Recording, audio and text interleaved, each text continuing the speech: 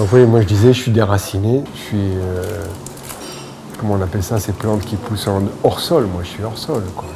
Tout ce qui me tient, c'est la peinture, de petit seau en petit seau. Et quand je suis parti, il y a 30 ans, dans cette histoire de peinture, il y avait un gars, alors je le cite à chaque fois, Patrick Meunier, un peintre du Nord, il a commencé à apprendre à regarder, donc. Et il m'a fait rencontrer Gérard Duchesne aussi très vite, dès 91. Et donc avec lui, avec Gérard, je suis arrivé à une idée qui était de déproduire. Il m'a fait comprendre qu'il fallait produire par nécessité intérieure et pas par nécessité extérieure, et surtout pas par nécessité extérieure intériorisée. Donc c'est pour ça que je te parle de plaisir, désir, désir, plaisir. J'attends que ça pousse, j'attends d'en avoir envie, et il n'y a qu'à ce moment-là que je me mets en route. Je suis plutôt un existentialiste, on va dire, philosophiquement. Hein. C'est nous qui décidons de notre destin, et c'est pas ce qu'on rêve. Ce qui me plaît, c'est de me surprendre, d'être étonné par ce qui arrive. Ce que je recherche, c'est une espèce d'allégresse, une espèce de joie, une espèce de plaisir. Par l'unité de format, j'arrive à faire en sorte qu'on sache, qu'on puisse savoir que c'est mes boulots. Mais ce qu'il y a dessus, ça part dans tous les sens. Et ça ne me dérange absolument pas. Et même au contraire, je préfère. Longtemps, j'ai peint, et même je peins mal, mais fait exprès. Ah oui. Tartouillage, matiérage. J'ai très peur de séduire, j'ai très peur d'être séduisant, donc je ne le fais pas en peinture, j'entends. Donc je me limite, je m'empêche de faire ça, ou je fais exprès à l'arrache. Je crois que c'est plus une angoisse d'être putassier, c'est plus ça qui m'empêche de faire bien, de m'appliquer. Tu vois, la touche, elle est grasse, elle est pas nette, il y a des bavures, il y a de l'épaisseur. Je veux rien maîtriser. Et en même temps, tous ces accidents, je les cultive exprès parce que je m'en sers. Je vais me mettre là, le café il est là. Ouais. Pour moi, celle que je t'ai montrée, c'est comme de la musique. J'aimerais voir, tu sais, les trucs qui font bip sur les codes barres dans les supermarchés. Les lecteurs. J'aimerais voir un lecteur qui voit la couleur et qu'il y ait un amplificateur qui sorte le son. Comme ça, on pourrait lire les lignes. Ouais. Et entendre des sons. Ça ferait un truc comme ça est aussi inécoutable, mais je pense des idées comme ça. J'en ai des plans, des gamberges, mais... Je suis resté sur un médium qui est ringardisé par les nouveaux médiums, mais je suis têtu, donc je continue ça. Puis j'aime ça, j'aime le côté direct à la matière, à la couleur.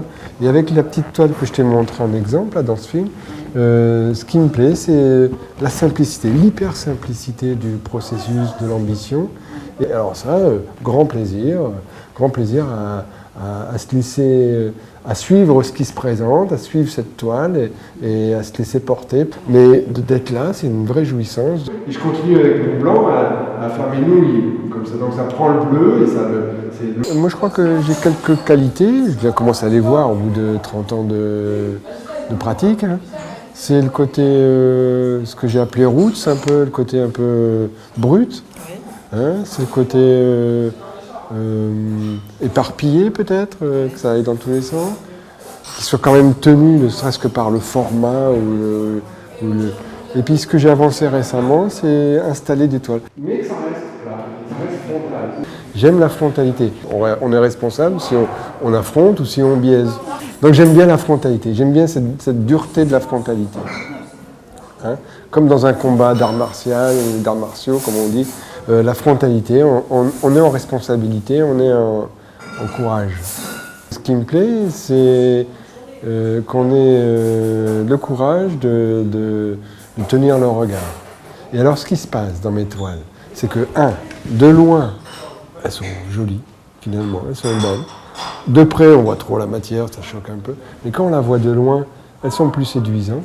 Et ce que j'ai remarqué aussi avec le temps, c'est que justement, dans la durée, quand on est là longtemps, elle se révèle. Mais avec le temps, elle porte encore, il y a encore de la nourriture, il y a encore des choses à voir. Elles tiennent encore. On n'est pas obligé de faire. Non, on n'est pas obligé de faire. Il faut se sentir porté par un désir, un plaisir à venir. faut se sentir porté. Faut que j'en ai besoin. Et c'est ça le plus important, c'est de ressentir au fond de moi la nécessité de le faire. Alors après, quand je l'ai identifié, pas identifié, mais quand je la ressens, tout est facile. La charge mentale de la semaine d'avant, ça nourrit le besoin, et quand c'est jeté, ben c'est comme l'archer zen, il n'a pas besoin d'atteindre la cible, il a juste besoin de faire le geste. C'est juste ça, donc c'est ça qui m'intéresse. D'être toujours aiguisé de cette manière, de rester sur mon fil, c'est le plus dur pendant les jours qui sont antérieurs à la facture elle-même, et après, pof. Et quand c'est pof comme ça, toujours pour les arts martiaux, quand j'ai fait un nippon, je suis content. J'aime bien le truc qui est net, mais pas net dans la facture, dans la touche, mais qui est net dans le processus, on va dire. J'aime les choses qui tombent juste, clac, comme ça, et j'aime bien me préparer pour que ça arrive. Il faut anticiper. En fait, ce que j'aime, c'est mettre tous les trucs, les caler, pour que le chemin il soit direct. Tu comprends ? Donc il y a plein de choses à gérer pour caler, que les choses ils soient alignées. Ouais. Et alors quand c'est aligné de la bonne façon, paf. Et quand c'est paf, comme ça d'un coup, ça conclut, puis là c'est l'archer zen, c'est le hippon, c'est clac.